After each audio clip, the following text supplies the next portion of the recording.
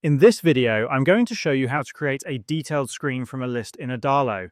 Right now, if I click on any item in my list during the preview, no detailed page appears because it does not exist yet.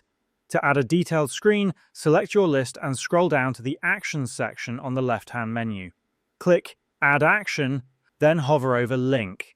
If a detailed screen already exists, you can select it from here. Otherwise, click New Screen, give it a name, such as Detailed Screen, and click Create Screen.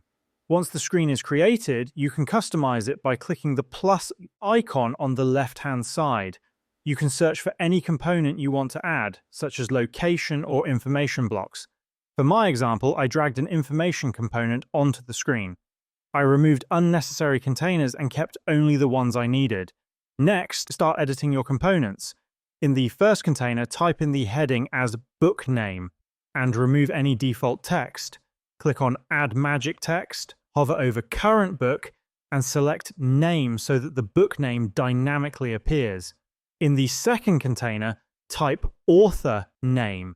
Remove the default text, click Add Magic Text, hover over Current Book, and select Author.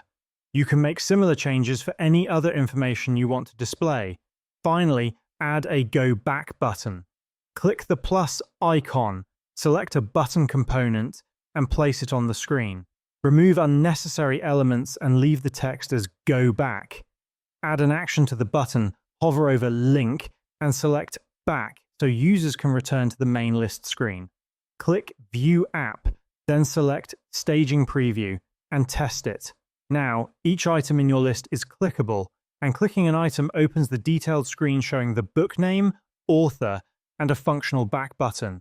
And this is how you can navigate between different screens in Glide.